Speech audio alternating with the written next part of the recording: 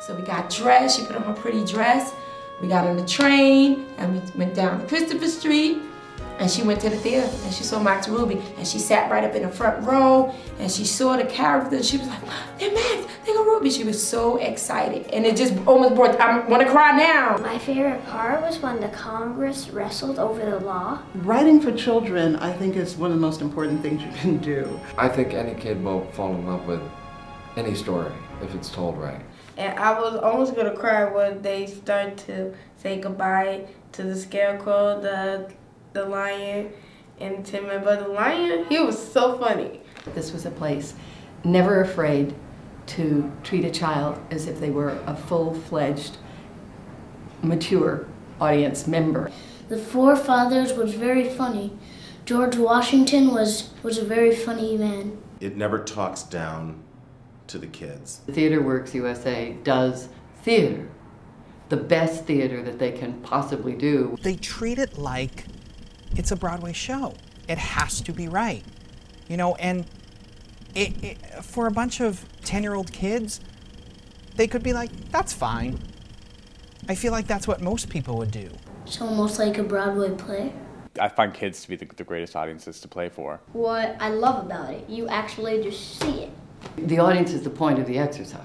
Those audiences are truth tellers. I really liked how the actors added the detail into it, and they really got the part they were playing. You can't fool them, you can't get around it, you have to genuinely be who you are. Enthusiastically candid about what they like and what they don't like. And they sure like when people fall. I learned how to hold the stage. When we have our worm get hit in the head with a ball, it's a huge moment. Yeah. We did learn the magic word in children's theater to get a guaranteed house laugh.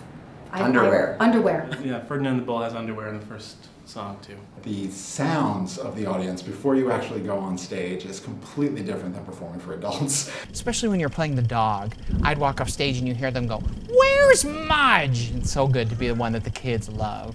My grandfather was able to bring my school class. I'm not sure if it was in first or second grade, but we went to sort of a rough production of, I think, Lyle the Crocodile. Max and Ruby. Then we saw We the People.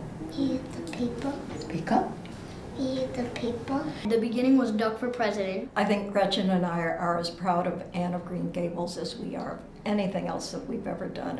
Nate the Great. The Yellow Brick Road. The Yellow Brick Road. Remember? With Dora? So you would see them turn to their friends and talk about what was going on stage, and they'd have discussions, and then they turn back and watch more, and then they turn and talk more, which is great because they're engaged. I worked with the Children's Aid Society in East Harlem this summer, and I took my group of 5-year-olds to see the production. Junie B. Jones, which was the first one I've seen, which I thought was amazing. She sees how important it is to make your own story, to document your life, write down the things that happen to you in a day that make you happy, that make you sad, that you think is hilarious. The work itself was no different, and the approach to the work was no different. I went to Click Clack Moo. Click Clack Moo. Click Clack Moo. It's a very funny show. Click Clack Moo is still one of the finest performances I have ever seen in New York City, and I know you think I'm kidding, and I'm not. It was great. If you farm over, the barn is very cold at night. We like some electric blankets.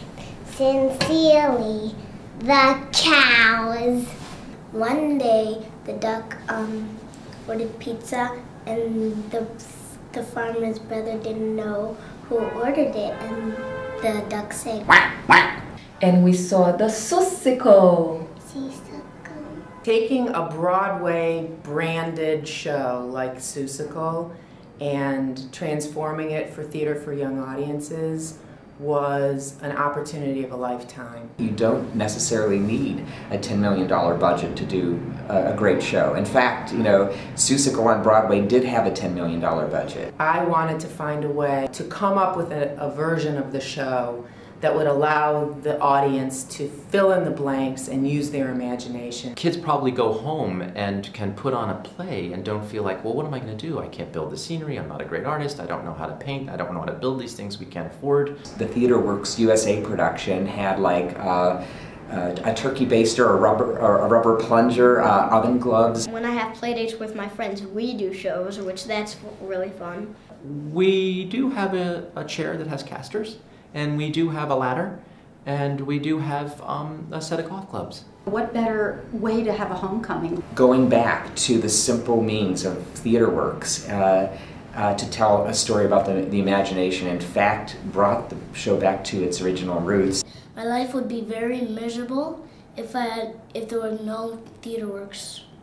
The theater's alive.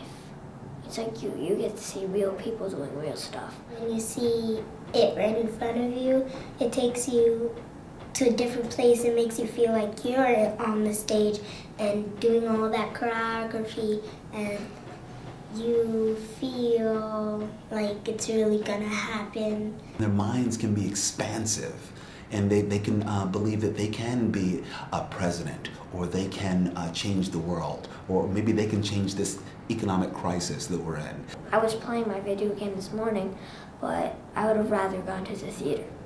The audience is the final character. Everyone in that audience contributes to the event. They become as important as the performer.